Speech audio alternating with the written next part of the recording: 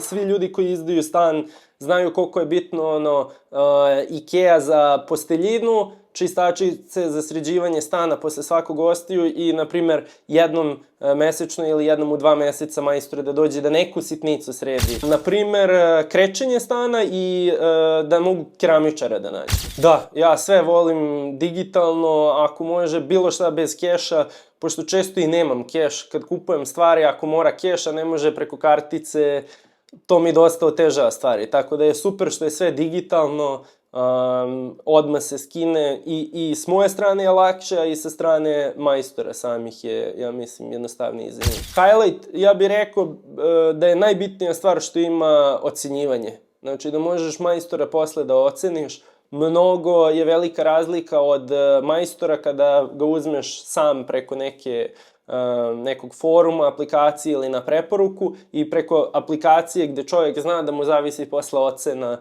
i koliko će u buduće da dobije mušterija od svakog pojedinačnog posla.